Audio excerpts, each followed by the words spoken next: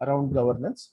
So when we talk about governance, as I already said, although there are we have a lot of promoter driven companies, but nevertheless it is an imperative that we are able to follow the global best practices as far as governance is concerned. Not only how in what manner the board performs and how they consider aspects related to ESG, at what what is the frequency they provide, what is the seriousness of action. So all these things are very important, because of late from our experience what we have been seeing is that to an extent social and environmental aspects are clearly addressed, and they are properly represented in the various disclosures of an organization. Even the top 1,000 companies also, if when we are talking, there is a clear cut representation as far as environment and social is concerned. But governance is one such area where we feel that that connect is missing as to know what is being portrayed in the report, and what is the backup. If suppose we are evaluating as to what is the level of seriousness this is being considered, there is always some kind of gap that is there. So as a practicing consultants, it becomes imperative for us that we give equal importance to all three. It's not just about environment and social aspect, although we can build structures, frameworks, and systems around that. But definitely, what needs to happen is that the top-down approach, which drives this entire initiative, that also should be very clear and beyond doubt. So that is something that we have to be very mindful. So if we are able to take care of all these three elements in a proper way, definitely it will have a better impact and reflection on the ratings that we'll be talking about.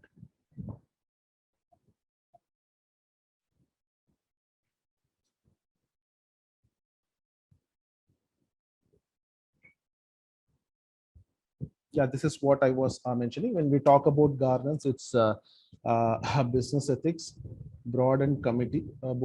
So basically, whether we have specialized systems and functions, whether structures are already present, whether we have specialized committees, or even if we have a kind of a common purpose committee, whether the role is clearly defined. That's something we have to be mindful of.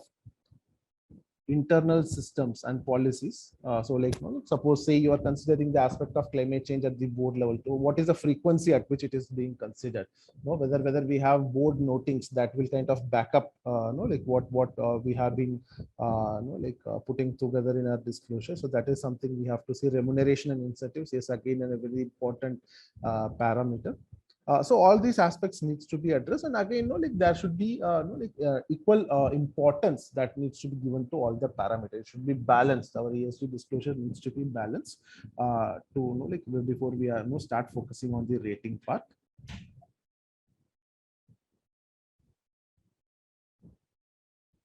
So before going into the rating, one thing I want to kind of make it clear that in today's scenario, wherein which there is an heightened awareness not only among the say NGOs and general civil society, but also among the government, among the investors, even among the promoter groups, because sustainability is no more looked at as a fancy concept which is restricted to some kind of boardrooms and discussion halls, but today it is kind of seen in a wide-based manner. This is again an importance given to quality, I believe, like 20-25 years earlier. So everyone is talking about sustainability, and what happens so is that it is kind of becoming an all-encompassing concept that has touched almost every sector and every industry. So the companies we have seen, they're getting better business outputs. At the same time, there are also companies that are getting penalized for different let-ups that are happening across ESG. And these are certain examples I thought I will share, and you can see again these companies that are representing across the spectrum of industry. So that is another important thing that we have to point out, because what happens is that there is a widespread perception that ESG concepts maybe they are more required, or required, or is imperative for only say some sector, some sections of industry like manufacturing, mining, etc. But if that's not the case, even it goes all the way up to say IT sector, knowledge industries, like automotive. So across the spectrum of industries, there is an impact kind of building up. And also, since being practitioners, we would have seen there are no more common purpose kind of disclosures that are coming up. Now we have very specific disclosures that are being developed from a sector-wise perspective. So that is also we have to be mindful of. Suppose say we represent a IT company, or we represent some service sector company. We can see that you are there is some specific disclosure requirements that are getting developed. That kind of points out to the fact that we have to drill down to see that what is that exact material concepts that kind of apply to our industry, and we have to be ahead in the curve. So like whenever this benchmarking happens in terms of ratings, you also have to be mindful what your peer groups both nationally and internationally have been doing, and what are the activities the companies are taking, so that they are mindful of it, and they are trying to meet these benchmarks, and also they are properly reported, because that also we have seen many a times when companies do they might be having structure and doing all those activities, but nevertheless it would not have been properly reflected in the reporting, because at the end of the day these are only the reports that speak to all the external stakeholders. If it is not properly reported, that can also create some kind of issues. So with this backgrounds, we will quickly go into the ratings. I have another like 6 to 8 minutes. I'll try to cover some basic major ratings that we see in industry and what is the concept behind it. So whenever we are talking about ratings, like something we have to clearly understand is that these are the kind of metrics that are provided by third-party organizations. When I'm telling third-party organization, they don't have like affiliation. At least prima facie, it appears that they don't have any affiliation to any company or an organization which is being rated upon. So this is something like it's a first level understanding.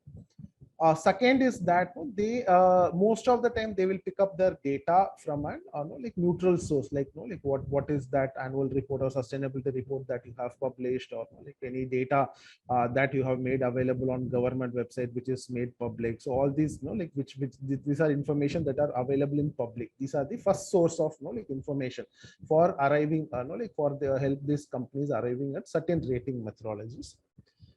Second is that there are certain like ratings that might also ask you for certain additional information, but again that is only very limited. Like most of the times these are picked up only from the only from what is the information available in the public.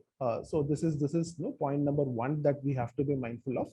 Point number two is, and again all these ratings have a very different methodologies, although they might be at the end of the day we might be talking about this environment, social and governance aspect, which might seem very obvious that we are talking about one and the same thing, but nevertheless the methodologies that they follow, and what is the weightage they give to different factors, whether the weightage is not tilted towards environment or governance, and even within the governance, whether they are giving more importance to the board functions, or like how like related to remuneration and the responsibility of directors.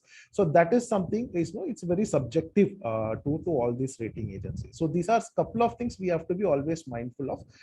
So why I'm re-emphasizing this point is that there can be scenarios where in which you might be getting a very good rating with one agency, but that doesn't automatically mean that you will have a very similar rating with the other agency also, because there is the similarities in the methodology, the similarities in the weightages that are provided.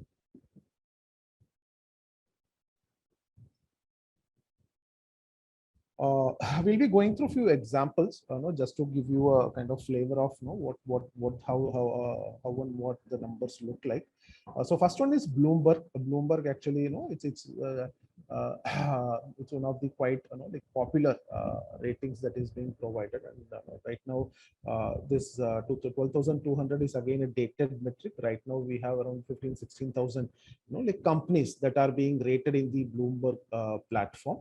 Again, like this 120 indicators, what has been mentioned is again a very dynamic number.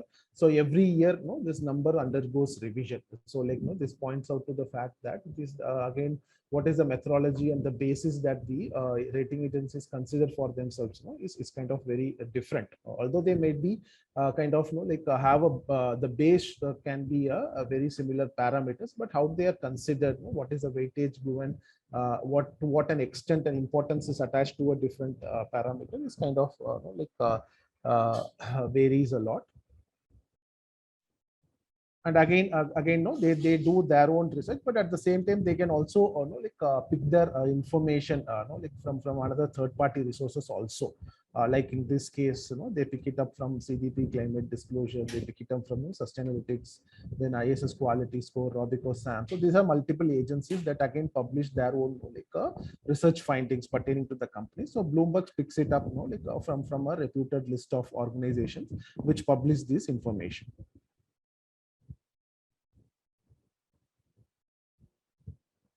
So here you can see a kind of a pictographic representation as to what how Bloomberg covers. Like we have a rating from 0 to 100, and like depending upon the performance, the ratings are provided. You can see 800 different metrics are tracked, like that cover all the aspects of ESG. And again, this is very dynamic. Suppose, for example, the climate change might not have been given that much importance, say till in 2014 or 15, but after Paris Climate Change Agreement, the importance attached to climate change in the overall ESG spectrum might have increased. So this is something that we have to like have it in mind. So this is very dynamic, and like this will keep on evolving as and when like we are passing through different events and different milestones around these concepts of ESG.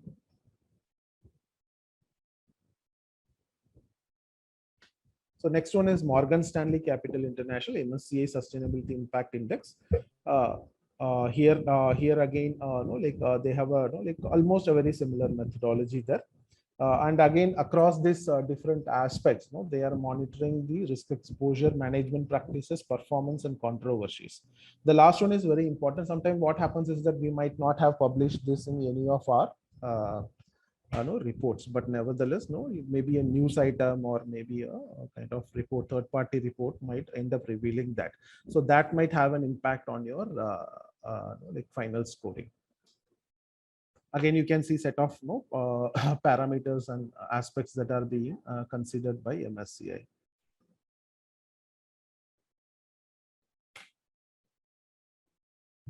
So next is Dow Jones Sustainability Index. And again, as far as DJSI is concerned, again, we have not only a global index, but also sectoral indexes. So we have for developing Asia, like we have for like different geographies, we have DJSI. And most of the time, like depending upon how is your performance in the capital market, you will be invited for this index. So that process also exists, because sometimes there are examples wherein one particular year you have been invited for the index, and the next year you have not been, because your performance is not on par with what is the benchmark that is being set by them. So that aspect is also there. So the companies ensure that once they get invited, but they make it imperative that the performance are maintained, so that the invitation is permanent, and they are able to assess their performance year on year. So next one is EcoVadis. I think I wanted to add this aspect in particular because like this is something that addresses the ESG aspects of a value chain, because whenever we are assessing, whenever OEMs, large corporations are doing an assessment of sustainability, it points to not only about their performance, but also how their suppliers and the value chain partners are performing. And EcoVadis is one such platform that can kind of bring together all the like supply chain, like value chain partners, ESG performance in a single forum, single bit. So that is importance as far as EcoVadis is concerned. EcoVadis it's again a rating, and again it covers all the aspects of ESG across the 4 themes. Here you can see a sample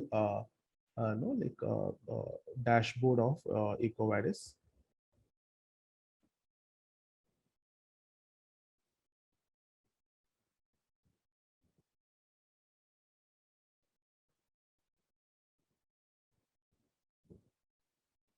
Yeah. So with this, I bring an end to my short presentation. Maybe we can have a couple of questions here. I'll try to answer them before taking this session forward, please.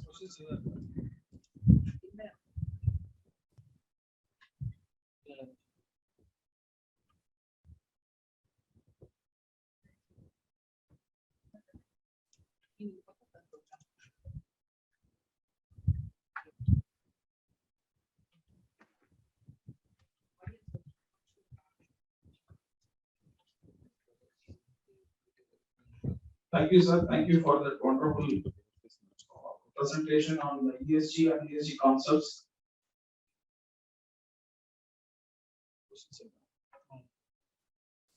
Thank you. Thanks, everyone. Thanks a lot.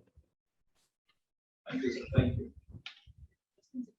So there are no questions asked by any of the participants. So we are moving on to the next session. Thank you, sir.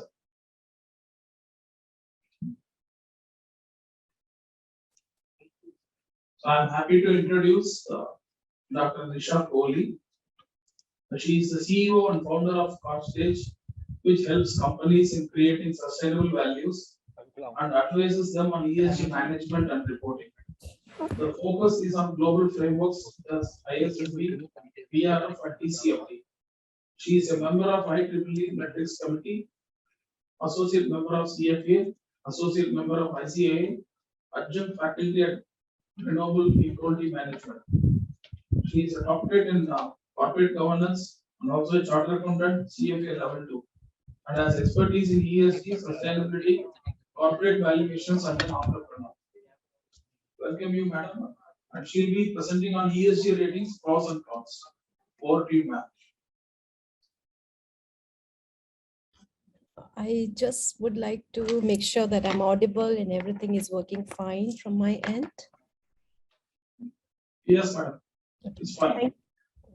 Thank you very much for giving me this opportunity. It's my extreme pleasure to talk about ESG ratings, pros and cons. And I would like to give special thanks to Mr. Prakash for giving us an excellent introduction to ESG ratings. Just a disclaimer from my side, I will be, talking from both sides, the positives as well as negative sides of ESG ratings. And currently the market is actually, the press is very hot about ESG ratings. I'm sure you would have heard about Tesla ratings a couple of days back in the end of May. So to elaborate on this, why do we have ratings in the market? As Mr. Prakash was talking about that, ESG ratings do exist, but why do they exist? So this is a brief model of the financial system. How does it work and how the ESG model works in the markets? What happens is that corporates, they publish their sustainability reports. So if you look at this side, So if you look at this side, these are the annual reports or sustainability reports which are published by the corporates. So these agencies like Sustainalytics, Bloomberg, or Msca, and so many others, what they do is they do their secondary research. They also look at any kind of public media which is available in the news, or any kind of positive and negative news which is available. And then they do that as a periodic analysis and publish their ESG ratings. So when I say periodic analysis, a couple of years back, I think about 2 years back, this periodic analysis was 1 year. 1 year now. They have made it more frequent, but earlier it was on annual basis. They would do their analysis and publish their ESG ratings. Then how do these ESG ratings help the market? They would be considered by ESG investors. Now, why do ESG investors look at the ratings? Because according to principle of responsible investing, financial institutional investors, whether you take them as fund managers or asset managers or private equity or venture capitalists, now they are required to integrate ESG parameters before they invest in company. The role, why they have to do this is because they are considered that financiers or investors are considered as stewards of the future. Like, it's a top-down approach to achieve sustainability, and that's why they are required to do. But what they actually use it for, when they consider these ratings, what they do, they select stocks and they put it in ETF or in a fund, and then they invest. So that is called passive investing. So when we are not engaging directly with the company, we are looking at the ratings, evaluating companies, putting it into the fund, and then investing in that fund. It's called passive investing. So that's how the market is functioning at the moment. And then whichever stocks are considered by these investors, their prices would increase in the market. That's how the current financial institutional market is working. But what's happening is that corporates, actually, they are the ones who are a little bit, I would say they're benefiting out of the ratings agencies, of course, but then on the other hand, they're a little bit confused in terms of like which framework they should use to prepare these reports. So as we have financial reports, annual reports, these are actually all on about 444 countries. Annual reports are prepared in terms of IFRS. In India, earlier we had Indian accounting standards. In Singapore, we have Singapore financial accounting standards and so on. So, but now 144 countries, they follow IFRS, and these are auditable, verified annual reports.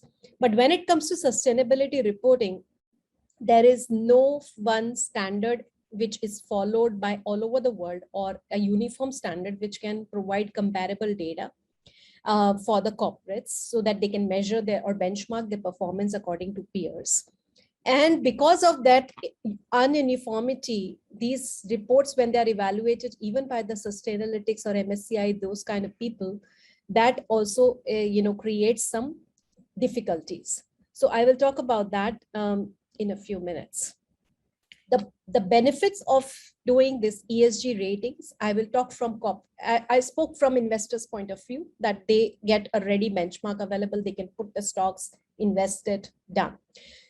From corporate's point of view, the benefits of ESG rating is that it helps them to get a better reputation in the market. So of course, if the fund is, if the company is evaluated as A rating or A plus rating, then they have a better reputation. While working towards that rating, these companies also gather data. So it's like self-analysis. You have to search for data. Oh, what are we doing in E? What are we doing in S? How are we governing ourselves? So it is actually an improvement process which happens within the company. So it establishes, ratings helps to establish a baseline as a comparable baseline and to gain independent insight in the performance, sustainability performance. But the flip side of that, while doing this rating, most of the time when MSCI and Sustainalytics professionals, they go and ask for data from the corporates, it's a published report. None of these statements which are presented in these slides are my statements. All of them are taken from the published articles and research articles. So now this is one report which published that on an average 316 days a year, a company actually, is involved in preparing sustainability reports and disclosures, and on an average of 155 days per year, responding to these rating agencies for the data, because they keep on asking for data, and that is very time consuming from the corporate side. Now, what ESG has done, it's a good thing. It has given information about ESG. Corporates have become aware of their social responsibility, their environmental responsibility. They are governing themselves better. But the question is that, is it really driving towards sustainable goals and more progressive projects or impacts? Are we seeing that because of ratings? I'm emphasizing on the point, are we seeing sustainability because of ratings? So that's one question that is in front of us. The second question is whether ESG ratings are truly fit for the purpose that we are intended. So truly fit in the sense that investors should be investing in companies which are doing good in terms of ESG. Actually, unfortunately, research by MIT, research by New York University, and research by Harvard University, IOSCO report, WEF report, and OECD reports, all these have highlighted the issues in the rating system. What is the issue? That because sustainability reports are not verified, these are not verified and not audited, so poor data or historical data is considered to arrive at the ratings, and it's a time and effort consuming process. The ratings that are provided by Sustainalytics, MSCI, or Bloomberg, or many others are heterogeneous. That means if you get an A rating by one agency, it's not necessary that you get similar rating by B agency. So, and that is a question mark. And another one is highly generalized analysis, often lacking relevant data. So third-party ratings are available, and they need to be substantiated by proprietary analysis. Now, in 2019, actually, I conducted a couple of webinars with asset managers, and I asked them about the questions of greenwashing and how they integrate ESG ratings in their decision making. The answer to the question was that they do their own analysis. That means even after they receive the ratings, they have to go and do country analysis, they have to do company analysis, they have to do financial analysis, and then they finally take their decision. So, and another one is periodic analysis provides static reports which cannot respond to the current events. For example, in COVID times, a lot of companies actually laid off employees. Now, if we say lay off employees is an S factor of ESG, that means employee morale, engagement, employees' well-being, social well-being, and so on. So all these would be negative if company lays off. But on the other hand, it's important for the company to financially be sustainable, right? Because the revenues were not happening and so on. So all these, in a short time frame cannot be reflected immediately in the ratings because it's a periodic analysis. And above all, the ratings that are available, the dashboard and the reports from the rating agencies, they cost about $30,000 or $20,000 and so on, a lot of money, which individual customers cannot have access to. So when we are talking about we as stakeholders going to buy a particular brand, we don't know how much the company is sustainable or how much the company is taking care of environment and so on. So consumers or individuals or other stakeholders are not aware of what is going inside the rating and how these are evaluated. So again, all these are quoted statements. It's like it's a sheer mystery how these are calculated. On an average, one rating agencies takes into account 700 criteria. Now these criteria are metrics related to E, S, and G separately. How much weight they put on these metrics, we don't know. And what is the methodology? What's the basis of choosing that weight? That also is not known. They have their own, why I'm saying not known, because all these are assumptions and subjective basis. So the more information, the question is, like recently Harvard published a study. It said that the more information corporates are publishing, the more subjective these rating agencies are becoming. And that's where their criteria keeps on changing on an annual basis. So what do they consider in the rating is materiality. Materiality means which indicators are more important than others, which will drive not the sustainability, but the risks associated with the company. And then how much data or sources of the data are available. And then what is the methodology? So a lot of people really don't know what goes inside the rating. So overall, from the negative side of it, if we talk about ESG scoring, to rely on one scoring, we don't know which is the most reliable, because there's no single way to calculate the scores. They use different methodologies, they use different data sources. They don't have comparable data because every company is using different frameworks. Fortunately, in India, from 1st of April, we have BRSR for top 1,000 listed companies, which will bring in some uniformity in terms of reporting of sustainability data. And for the global side, every country the stock exchange has announced their own reporting requirements, which will also help. But overall, 144 countries, which are currently following IFRS, will be following ISSB in a couple of years down the line. That will bring, and that is a result of COP26, which was held in November 2021. I think that will bring some uniformity in the data, which will solve to some extent the problems of the market currently. So as I mentioned, IOSCO report is it's about securities organization. So there is a little clarity and alignment on the definitions where the ratings are intended to measure. This is a latest example, which I was talking about end of May. This particular case study came into light, published in various newspapers, that Tesla got a rating of misaligned and A rating by MSCI. And when it was through Sustainalytics, it got a medium rating. So, and the question that was raised for Tesla, like overall, Tesla was considered as the best ESG company because they are putting in their investments and efforts for renewable, like electric cars and renewable sources of energy. But overall, if you see, it says the green highlighted text says that, you know, S&P said that it doesn't have a comprehensive low carbon strategy and no longer qualifies for inclusion in the S&P 500 ESG index. Now, why so? Because they think that even if the company is going for electric cars, the batteries are still a big problem. Then after this article, another article came that Tesla is not taking good care of their employees. So they should not be recorded on the ESG index. So they should be downgraded. All these issues are there. It's not just for one company. If I talk about Amazon, Amazon is also invested heavily in renewable sources of energy. But then on the other hand, they also have a lot of wastage which goes for landfills. So, you know, there is positive and negative. If we consider ESG as a whole, and we consider all those 700 indicators, then you imagine how many, like 700 indicators going up and down, and the average rating that comes, it nullifies the variations.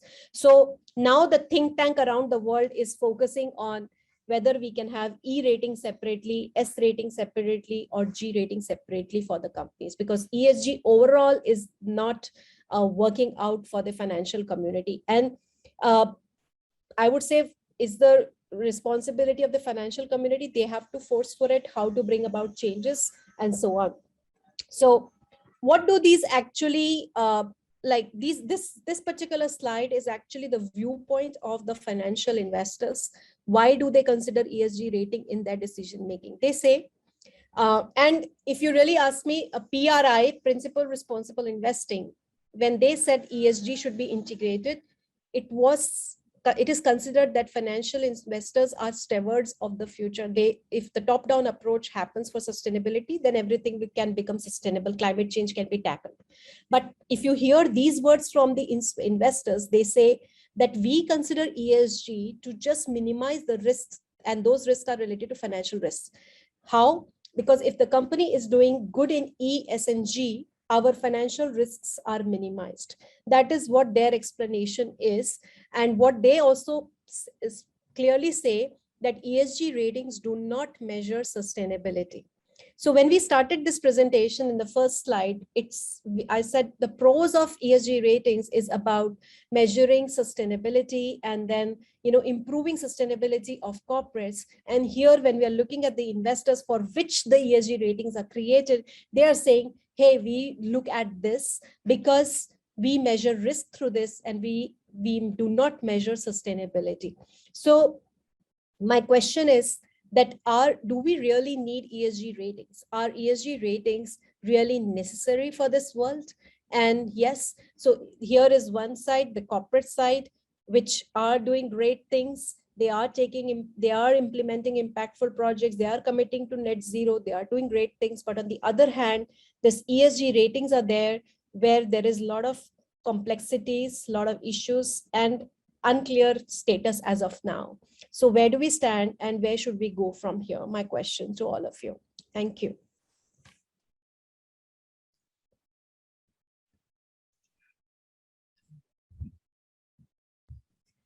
I think we have a question. So few business leaders like Tesla and Msca is calling ESG a scam. Is it concerned with the reporting method or reporting agency?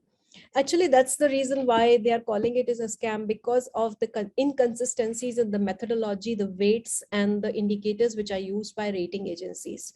It's because of that issue they are saying that it is a scam, because basically, you know, it is meant to promote sustainability, but financial community is saying that we don't use it for sustainability, we use it for measuring our own risks. Now that particular definition or that standpoint needs to be aligned by corporates and investors together.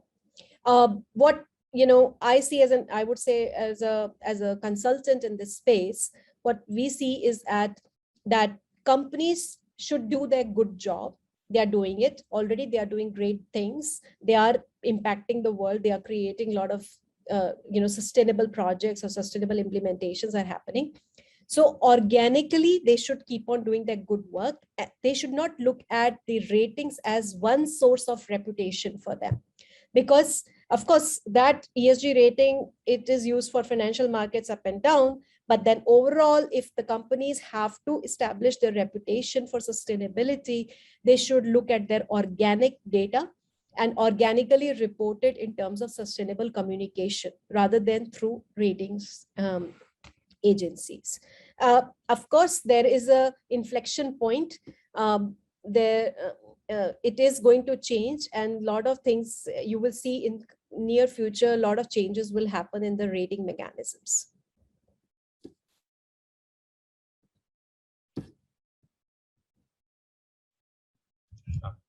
There is one more question from Mr. Raghuram.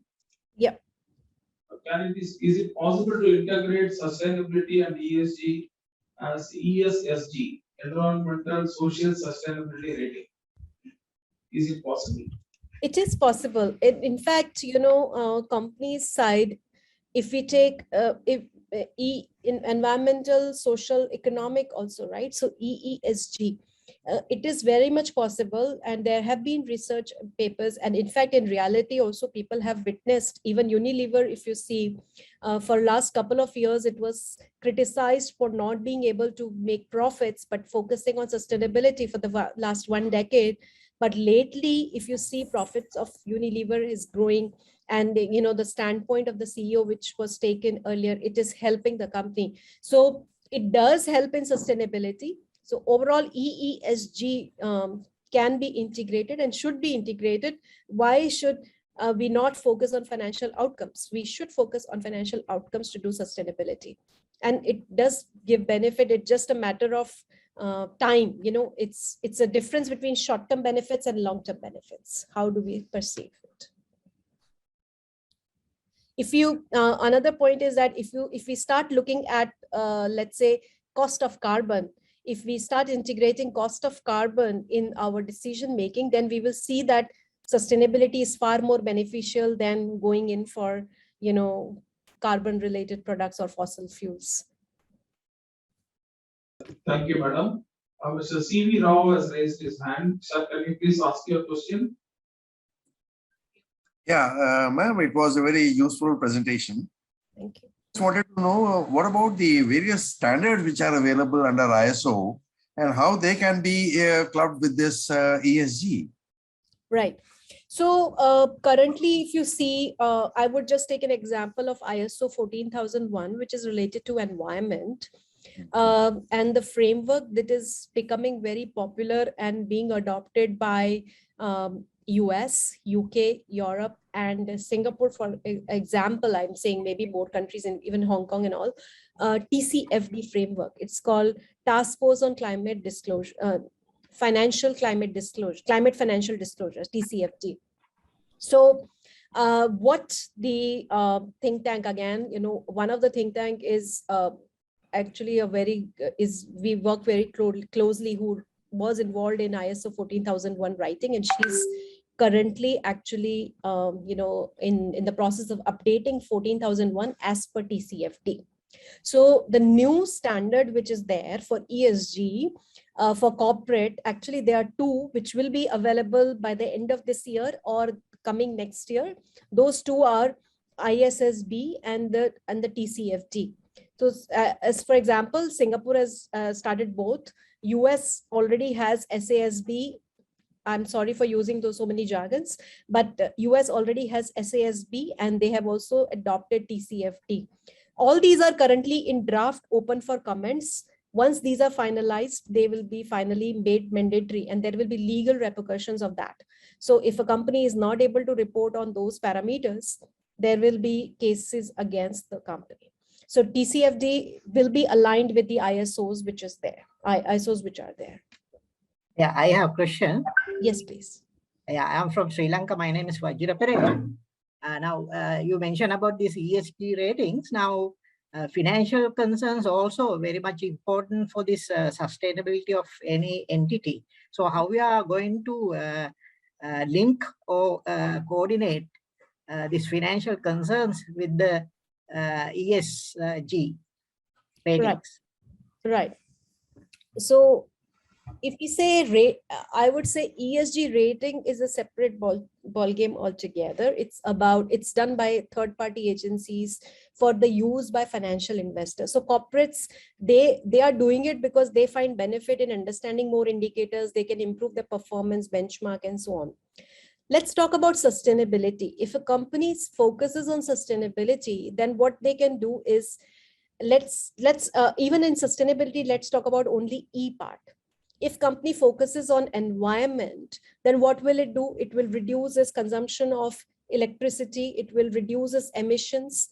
It will try to reduce the emissions across the value chain in scope 3, what we say scope 3 emissions. So while we are doing it, let's say in the emission part, if you're scope 1 is called direct emissions, like smoke coming out of the factory. If the company is looking at that and trying to reduce it, then let's say burning coal is more cheaper than having solar panels in the factory. If burning coal is cheaper today, and if you want to take, if we are talking financial terms, if you take the opportunity cost of carbon tax, or you take opportunity cost of buying carbon credits, it will be more expensive than burning coal. So if you substitute that carbon tax in your fossil fuel, you will find that you are in liability than in profits. So it's better for companies to go in for solar panels or wind panels or better sources of energy. And it will be financially viable. In short term, it may look loss making, but for long term, because carbon taxes are coming, carbon credits cost will be borne by the company if they're not taking good strict actions, because regulators are enforcing this. So it does make financial sense to adopt sustainability as E is concerned. S, if you take good care of employees, it's anyway beneficial. They create a brand for a company and they speak good things about the company, and the overall reputation increases, sales, revenue, position, everything. So it benefits in long term overall. I hope I answered your question, Ms. Pereira. Thank you, madam. There is one more question from Mr. Nitin Ram. He says, can we prioritize the dimension of sustainability? If so, can we use a technique like AHP? Sorry, template line? No, he's asking, can we prioritize the dimension of sustainability? And if so, can we use a technique like AHP? Okay, I'm sorry, I'm not a very certification friendly person. So AHP means, sorry. Can we prioritize the dimension of sustainability? Yes, the answer is yes. Out of ESG and within E also, it's like, I would say, ESG is like, it's like becoming, pardon me for this very novice example, but then ESG is like becoming a head girl or head boy of the school. When you become a head girl or head boy of the school, what you look at, or your teachers look at, is your exam scores, and also the reputation which is outside among your friend circle, or the votes that you get, and so on. So ESG is also like that. Company has to do financially good, they have to be sustainable, they have to do good business, good products, and so on. But at the same time, the perception of the market should also be positive, like stakeholders, like consumers, like suppliers, that others, government, taxes, and all these things should be taken care of. Now, how do you prioritize? It depends on what do you want to achieve. So it is definitely can be prioritized. It's like a person or company should make promises to itself, to its people, to its stakeholders. The focus should be on the large stakeholders rather than just on the stock market. If you focus on the stakeholders, that your customers are wanting it, and your suppliers want it, or your employees want it, that is that the terminology in this ESG world is called stakeholder materiality. That is what we look at. So stakeholder materiality is a very big process. It's actually a lengthy process in the sense that you have to do surveys, workshop with the stakeholders, and identify which is the most burning issue for your company to tackle. So that stakeholder materiality will help you to prioritize the dimension of sustainability. Okay, Thank I you, have, madam. I Yeah, think. there is one more question from Mr. Damodaran. Mhm. He is asking whether both ESG certification and rating, which one is better? I would say ESG certification is better than a rating. Certifications come in the form of CDP, for example. They have like carbon, there is another standard called PCAS 240 or 260, if I'm not mistaken. These are certifications, like B Corp is a certification. So these certifications are better than rating. As I said about all the negative things about rating, ratings are done by third-party agencies. One thing which I did not mention is that some of the rating agencies, they take money from corporates. So there is conflict of interest as well. For corporates to do good things or to be better reflected in terms of for the stakeholders, certifications are a better way to go about it, I would say. A standard ESG reporting structure method across the globe is possible? If yes, when it is expected? Yes, as I mentioned, a standard ESG reporting ISSB is on its way. We already received the draft when BRSR was announced in India. At the same time, we got the draft of ISSB as well. It's still under contemplation, almost done. It's just, there is a period where they have to receive the comments and finalize it. So we can expect it anywhere after July or before the end of this year. Even when it comes that ISSB is applicable, but when it comes to India will be determined by SEBI, and how they want to transition from BRSR to ISSB. It may take about 2 to 3 years for Indian companies. I don't know. It will be a challenge to transition from the existing reporting framework to the others.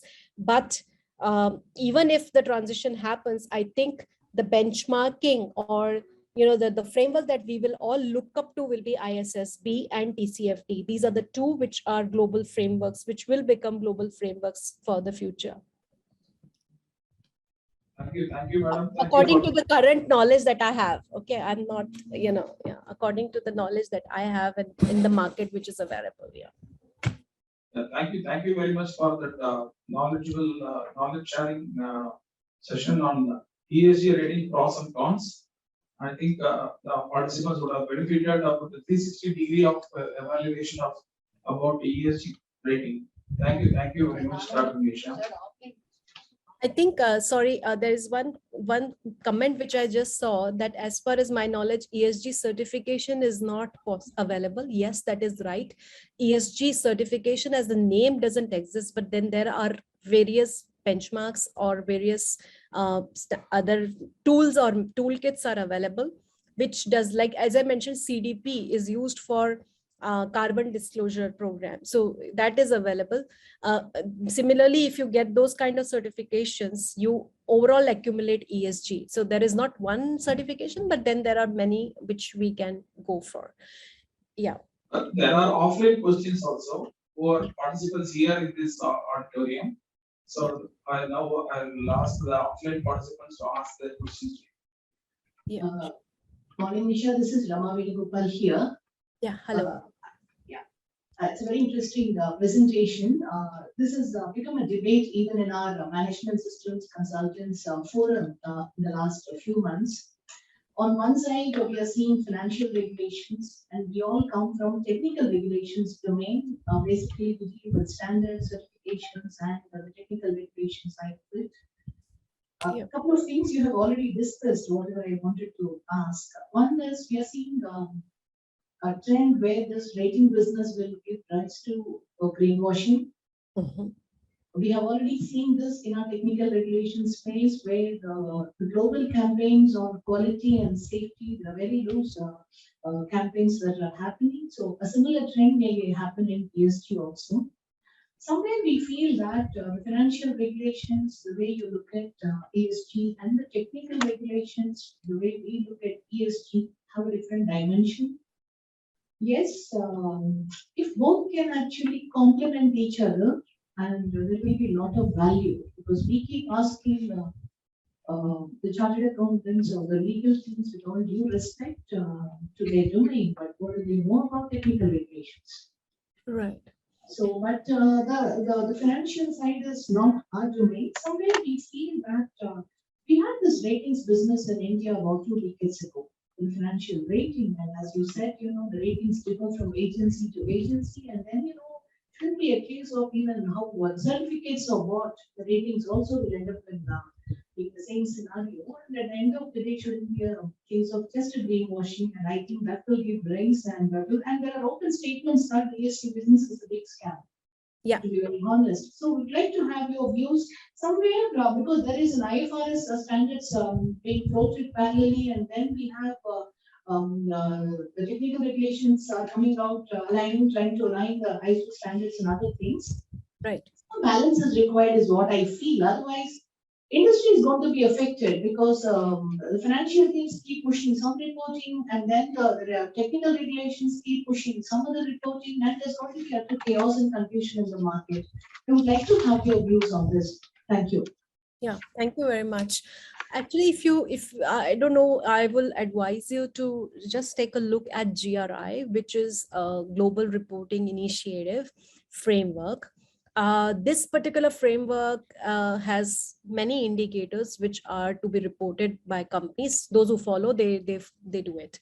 So when it comes to technical certifications and all, mentioning and achieving those certifications should be I would say milestone towards achieving your sustainability. Because if you see about the garment industry, for example, or timber industry, if they are not certified for as per as regulations, they are being condemned, right? Because they are being condemned for their wastage, or how they emit, or emissions, or effluxions, and so on. So all these certifications actually they are building steps, I would say, for sustainability. And that's where, if you're looking at from the financial angle right away, that leads to greenwashing. Unless we have very strong foundations, and those strong foundations come from certifications, technical certifications, I would mean. So once these technical certifications, all the process and procedures are in place, because if you look at ISO 14001, or if you look at environmental management system, it's all system. The system cannot work. It's an interrelated components. They have to work together as a machinery, and then only the financial reporting should be done. But unfortunately, what happens is, because the end goal is the stock market and the shareholders, and so that's why everybody wants to achieve that at a quick pace, and that's where the greenwashing happens. So to eliminate greenwashing, the building blocks should be taken care of. First, the technical specifications, and it takes a lot of time and effort for companies, and of course money involvement is there, expensive, but that is the way to achieve sustainability. I would say it's a slow effort, it's a long-term effort, but it is needed. We need to do this, otherwise we don't have time. 2050 is already very, very far. Scientists have given us lesser time than that, and if we don't do it right now, when will we do? We are not leaving a good time future for our generations. Yeah. Thank you. Thank you, madam. There is one more online question: is which ESG framework is most recommended for Indian companies? Is it GRI or SASB or IFC or SEBI? As far as in the present scenario, I would say GRI is the best framework, but GRI has got merged with ISSB last 1.5 months back, if I'm not wrong. So and BRSR is like 1/4 of GRI. GRI is like about 100, 200, 300, and 400. These are 4 different levels of indicators. BRSR is up till 100, because I've analyzed in depth all the indicators, what BRSR asks and everything. It's up to 100 indicators only. I mean, not number wise 100, it's like 101, 102, 103, like that. And the GRI goes for 201, 301, 401, and so on. So that's a very comprehensive, very nice framework. ISSB is the future. So currently, if you're asking me which is the best framework, I would say GRI is the best. And secondly, which companies should follow along with GRI is TCFT. These two, if companies are following, they will be actually taken, they will be doing good in sustainability and good looking also in, for the outside stakeholders. So if companies, it doesn't matter whether you're reporting fully, there's steps, the initial steps also taken are good enough. BRSR is a requirement, so of course, companies have to follow that. But if you go beyond that, GRI is better. Yeah. Thank you. Thank you very much, madam, for giving an insight into the pros and cons of the ESG rating and also about the rating agencies. Thank you so much for sharing your knowledge in this occasion. Thank you, madam. Thank you. You're welcome. Now I call upon Mr. Vishnu P. Sudarshan, who is a partner in JSA Advocates and Solicitors. He has an LLB, College of Law from Nagpur University, and a postgraduate diploma in International Business Law, International Law Institute. And Vishnu's practice covers diverse areas of corporate, commercial, and regulatory and policy. He focuses on advising clients across different verticals: energy, communication, transport, urban infrastructure. In these verticals, he advises clients on multiple issues such as construction, engineering, infrastructure, specialty contracting, public procurement, and public-private partnerships. So now I call upon Mr. Vishnu P. Sudarshan to make his presentation. Over to you, sir. Thank you very much for the lovely introduction and the previous presentation and what has been mentioned by Dr. Kohli in terms of some of the key aspects and how the market has evolved. I'll just try to, because actually I was supposed to start at 10:20 and I have an arbitration coming up. So I will try to wrap up the session quickly and make it more interactive.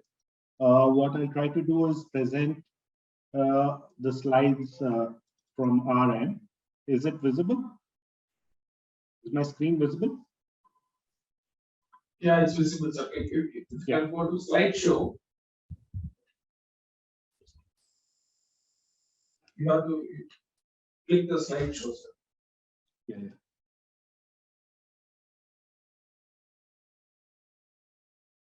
It's not.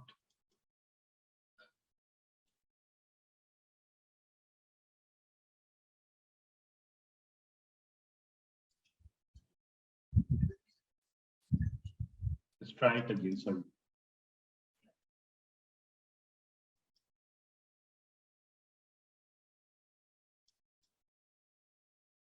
Is it visible now? Screen share mode? Yeah, it's visible, but it is all you have to click the slideshow mode in the. Yeah, it's in slideshow at my end. Is it better? Oh. It's getting converted now. The symbol.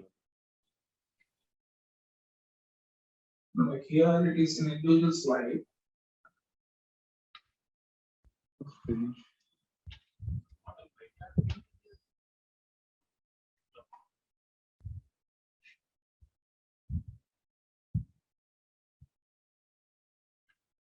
Is it in slideshow mode now?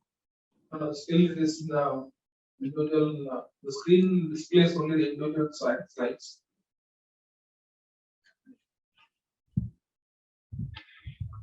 Try it one last time, otherwise it won't take much time again.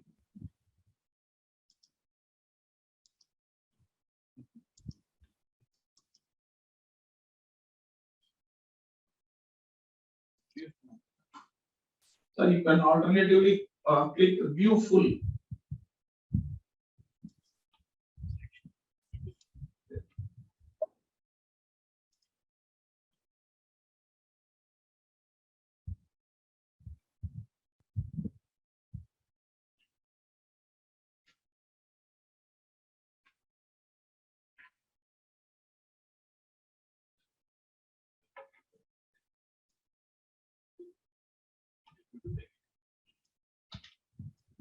Sir, share कीजिए. Yeah, is it better? No. अभी top में जाइए. Slide show बोल के लिखा है ना, 6th वाला टॉप, just top. वो फाइल वाले रो में ऊपर स्लाइड शो नहीं सर, उसी स्क्रीन में पीपीटी में आएंगे। हाँ, वो उसी जस्ट राइट में मूव कीजिए, मैं उसका उसका next slide show.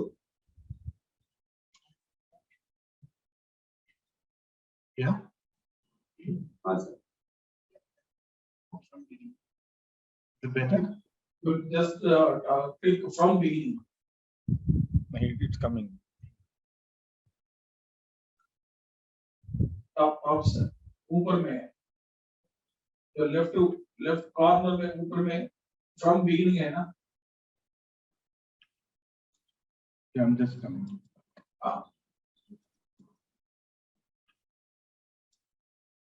Okay. I think he has to stop share and then again start share because he is in the sharing screen share. Okay, sir, you can continue. We are able to see the slide. Please continue, sir. No problem. Yeah, so I'll just take 10 minutes and I will run through the slides in detail later to make it interactive. Just picking up from what Dr. Kohli said and the discussions earlier this morning, I would say law is an ass. We have drafted and I am personally involved in several policies and legislations that have been drafted. And what one can say from experience is that law is effectively an ass. It follows what the business does and in terms of how industries evolve. And and most developmental legislations have always evolved on the basis of tracking what the business and the market does. It is only when it's a penal legislation that we are talking about, that's where it comes in early and defines the rules. So that's one inherent understanding one has to appreciate when it comes to law and legal legislative framework.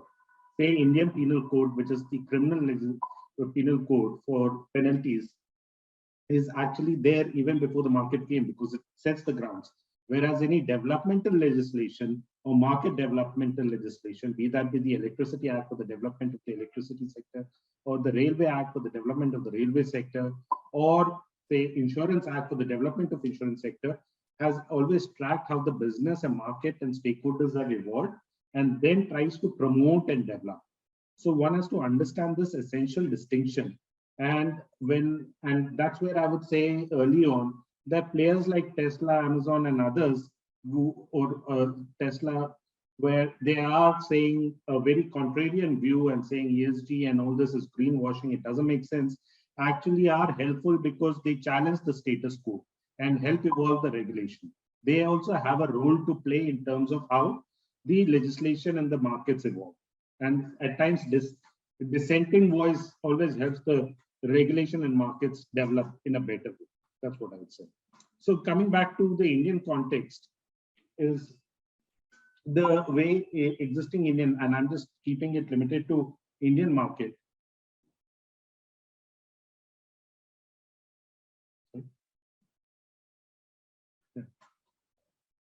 Sorry. Just looking at how the market in India has evolved, it's been more than a decade, I would say, since the market has evolved, and there have been tiny steps and small measures taken over a period of time, which have actually impacted the market participants, and as to how companies are responding to it, and how different stakeholders have come and evolved. So I'll just move to the next slide. If it's visible, I just want to see. It started in 2009. Is my screen visible in terms of the timeline perspective? Yeah, it is visible, sir, but only there is the bottom, there is one dialog box. Can you just close that? That one, coach. I'm sorry.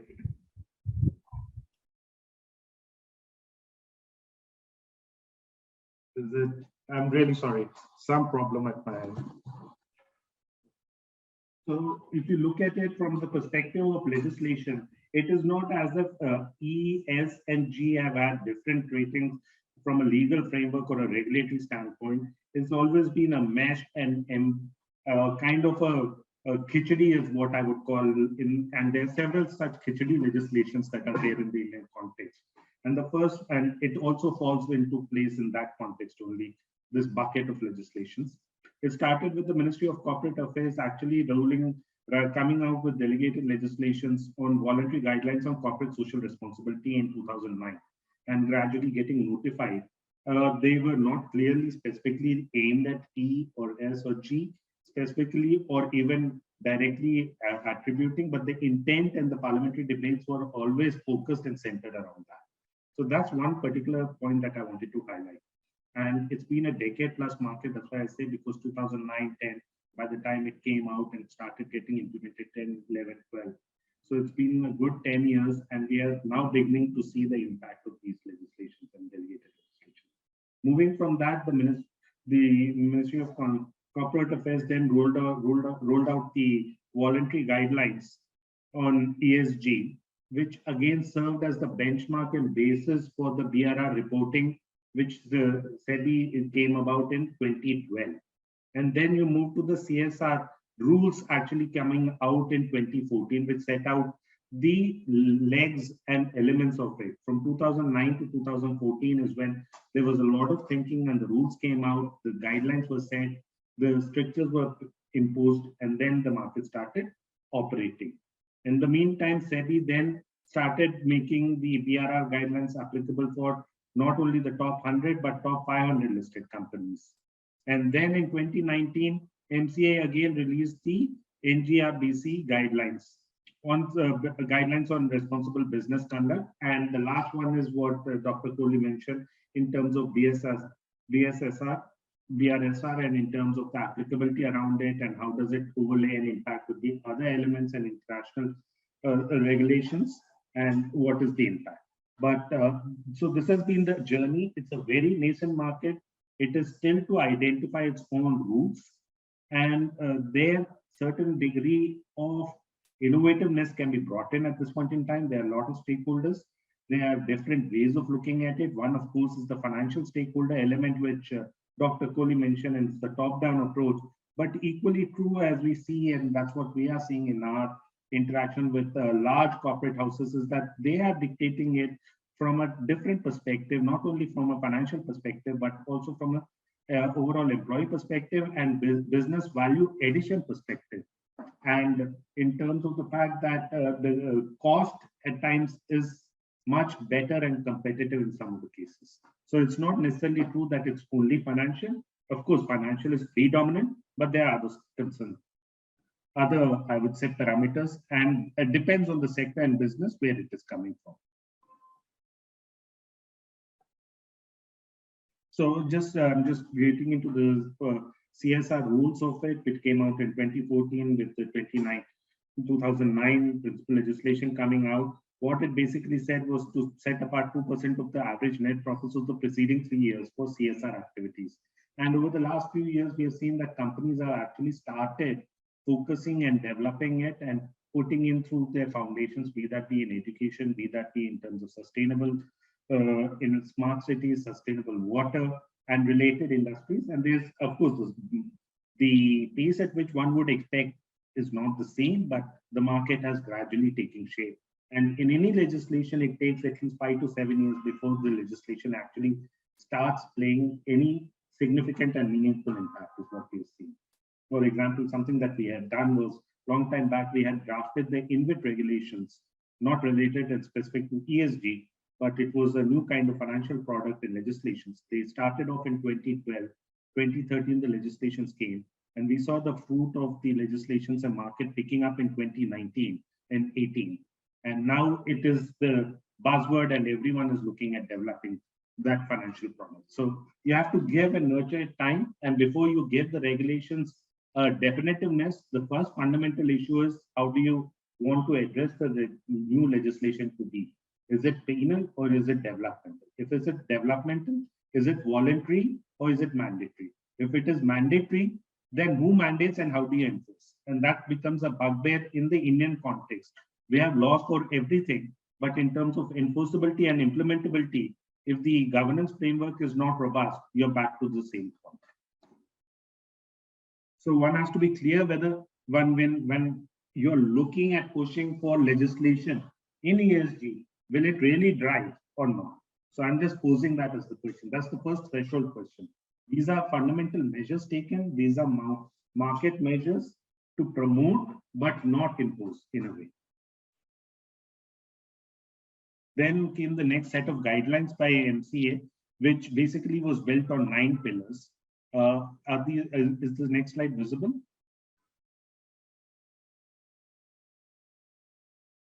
Hello? Yes, sir, it's visible. Yeah. So broadly, if you look at the principles, they are always very generic and has to be generic. And they go around the principle that it has to ensure that good governance is there in the company. It has to be ensured that there's good stakeholder participation, especially from vulnerable and disadvantaged communities in terms of human rights protections. In a way, it's all linked to the SDG principles in one way or the other to restore and promote environmental sustainable practices.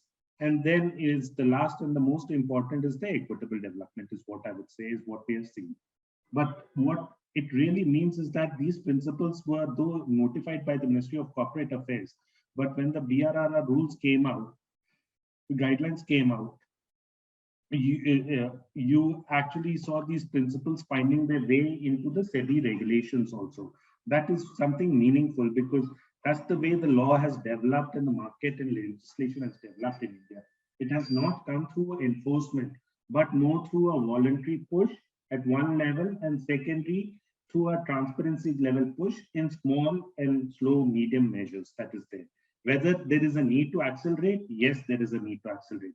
But the important point for consideration is we should be vigilant about how we want to accelerate. Legislation per se will be time bound, time consuming, and also have a significant impact in terms of how it will play out in the market. Recently, when we were looking at developing some of the legislations around carbon market with the relevant stakeholders, including Ministry of Environment, Forest, there was a thinking not to really push for it on a mandatory basis, but more a voluntary basis, because there was significant pushback. Even if we look at e-search market in India, we find that there's a lot of pushback when the scope of these sectors to be covered also increases beyond one sector. So one has to draw that fine balance and see how to bring on board more stakeholders in a better way and incentivized manner, rather than to make it mandatory is something that we have seen as a legislation which works. And with a robust governance framework, if that is not there, the implementation and enforceability of it gets impacted, and you're back to square one, and you'll have a nice lengthy legal framework and all the attributes, but the ground impact and net impact on the ground is always negligible. And then I will just get, because I just need to rush for the next arbitration, I'm sorry, is in terms of the principles that were there enshrined in terms of the top SEBI for the top 500 companies. I will share the presentation, but it is not about the principles, I would say, but more in terms of the attributes and how the market has evolved. If one looks at it, there's a fair degree of influence of these regulations in terms of listed companies. Of course, there has been a fair degree at the same, with the even stroke, I would say there's been a fair degree of criticism in terms of how it is measured and whether there's absolute greenwashing or not.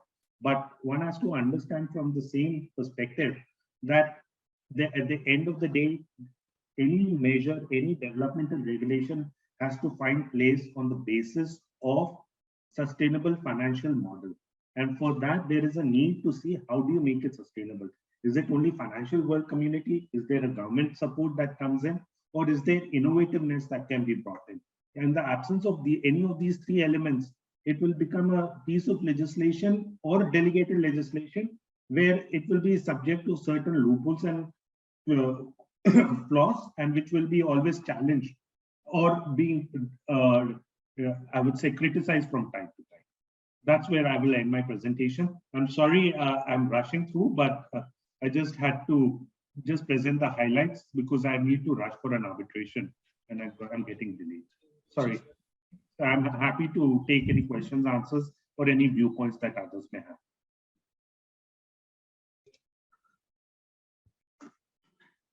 Thank you, sir. Thank you for that wonderful presentation. So, if there are any questions,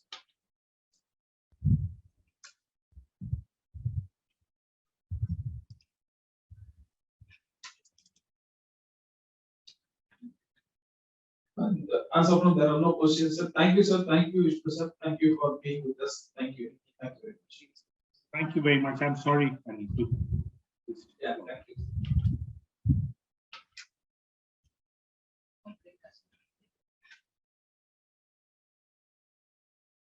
We are taking a 10 minutes break now, so we'll resume the session by 11:35.